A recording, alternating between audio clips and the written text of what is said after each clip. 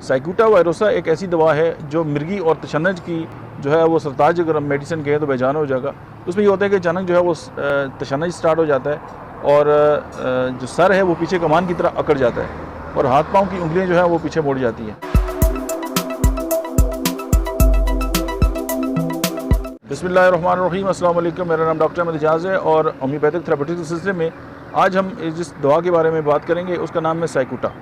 साइक्यूटा वायरोसा एक ऐसी दवा है जो मिर्गी और तशन्नुज की जो है वो सरताज अगर हम मेडिसिन कहें तो बेजान हो जाएगा। उसमें ये होता है कि अचानक जो है वो तशन्नुज स्टार्ट हो जाता है और जो सर है वो पीछे कमान की तरह अकड़ जाता है और हाथ पाँव की उंगलियां जो है वो पीछे मुड़ जाती हैं और आंखें जो है वो जैसे टकटकी बांध के इंसान देखते हैं, सिर्फ सांस जो है वो दिक्कत से आ रहा होता है। और इसका जो बच्चा है वो मिट्टी और कोयला जो है वो खाने से बाज नहीं आता, आप जो मर्ज़ी कर लें। उसकी बेसिक रीज़न उसके पेट में कीड़े होते हैं। उसके बाद ये है कि सर पे एक्जिमा, और एक्जिमा भी इतना ज़्यादा है कि जैसे पूरे सर के ऊपर जो है वो टोपी पहन ली है, यानी इतना ज़्यादा जो है वो कंडीशन सर की ख़राब होती है।